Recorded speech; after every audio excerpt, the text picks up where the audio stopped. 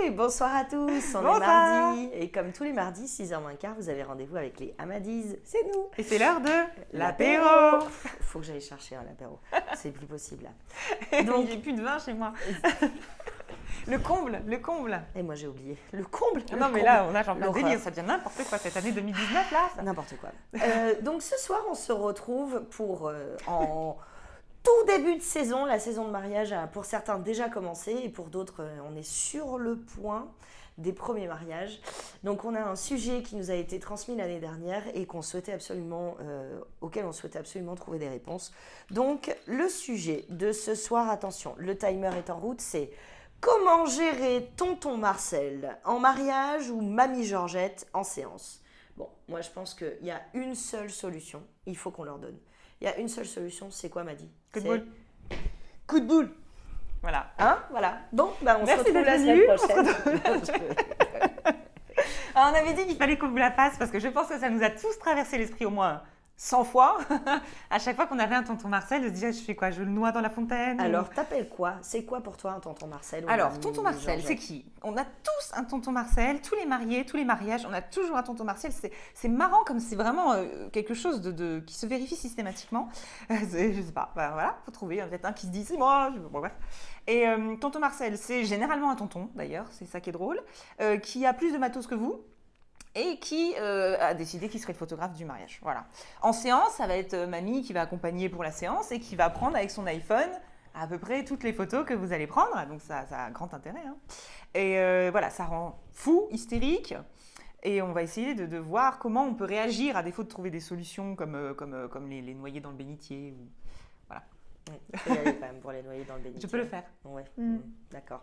Donc le tonton Marcel, c'est une personne qui vient et qui est invitée du mariage, qui a énormément de matériel, ou pas d'ailleurs, mais qui décide de se placer exactement derrière votre épaule pour faire exactement la même image que vous. Ou dans l'axe, histoire d'être sur toutes les photos du mariage. Ou au centre. Voilà. Parce qu'en soi, alors après, je pense qu'il y a 1000 façons de raisonner et surtout 1000 points de vue. Personnellement, j'ai aucun problème avec les gens qui veulent prendre des photos. Ça ne me dérange absolument pas, il n'y a pas de souci. Mais de la même façon que quelqu'un qui aime faire la cuisine ne va pas aller en pipe le traiteur pendant le mariage et lui dire « Oh ben moi je vais faire un petit pot-au-feu hein ?» Et ben laissez-moi juste faire mon travail en fait. Donc je pense que le premier truc, le plus important, c'est en amont de communiquer avec les mariés. Ouais. Si eux, et ça m'est déjà arrivé une fois et ça m'a pris par surprise d'ailleurs parce que je ne m'y attendais pas, c'est si eux, ils n'ont aucun problème avec le fait d'avoir un mec avec un iPad là, un tonton là, un machin, si eux ça les dérange pas, à ce moment-là, c'est surtout pas à nous de commencer à faire le gendarme pour notre propre confort. Ça m'est arrivé une fois, ils m'ont dit non, c'est pas grave, ça ne nous dérange pas. Alors effectivement, il y a des tontons sur toutes les photos, mais quand ils les ont vus, ils nous ont dit c'est notre famille, ça les ressemble et finalement c'est la réalité. Voilà, je pense que d'en parler avec les mariés en amont, de leur expliquer aussi que peut-être ils ont la possibilité de proposer à leurs invités de laisser leurs appareils photo pendant les cérémonies notamment, parce qu'après cocktail, soirée, ok, il n'y a pas de souci, c'est assez normal, mais qu'au moins pendant les cérémonies, chacun soit invité à tout simplement profiter de l'instant et puis laisser la photographe qui a été choisie par les mariés. Donc ça peut être de préparer des petits cartonnages qui sont sur toutes les chaises de l'église notamment, parce que c'est souvent dans ce contexte-là, ou alors un message justement à l'entrée même, les demoiselles d'honneur à l'entrée. Les demoiselles d'honneur ou du père curé, ou le curé, voilà, l'officiant qui fait ça. Autre chose aussi, c'est d'avoir un discours clair et cordial en même temps auprès de tonton Marcel ou de mamie Georgette dans le cadre d'une séance, pour lui dire écoutez, profitez de l'instant, vous inquiétez pas, je vais m'occuper des images, c'est aussi le moment pour vous pour apprécier et puis pour vivre pleinement ce moment-là sans être coupé du moment par un écran, ça peut être une bonne solution. Et puis de lui dire vous savez, vous aurez les images, je vous promets, vous aussi vous allez pouvoir les découvrir de telle façon, telle autre façon. Mais ça, tu vois, sur le terrain, généralement, il te regarde, il te sourit et puis il continue. Vraiment.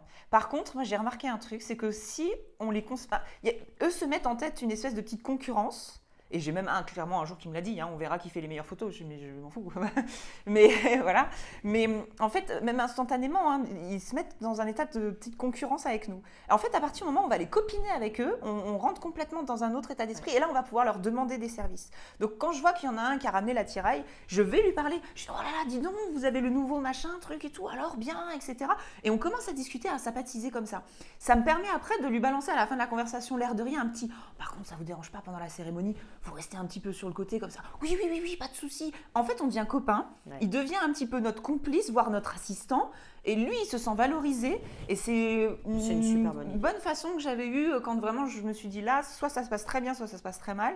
Bah, je préfère que ça se passe très bien et je préfère m'en faire un pote. Et ça m'est déjà arrivé que je prête du matos, alors ça dépend de quoi, mais des flashs, des trucs à des invités qui voulaient, c'est un invité en particulier que j'ai en tête, qui était passionné de photos, et pendant la soirée, il a pu s'amuser à faire quelques essais avec des trucs et tout. Et bien en attendant cet invité-là, ça a été une perle, parce que pendant toute la journée, il me regardait, ça va là, je gêne pas, etc.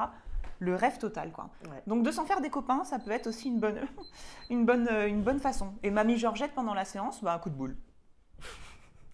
Non, pas coup de boule, mais pareil, d'essayer d'insister un peu plus sur le moment à passer, sur le fait que justement vous, en tant que photographe ou vidéaste, d'ailleurs, vous avez été engagé pour cette raison-là, pour que chacun puisse profiter du moment sans être coupé, en fait, par ces considérations techniques, que c'est votre métier aussi.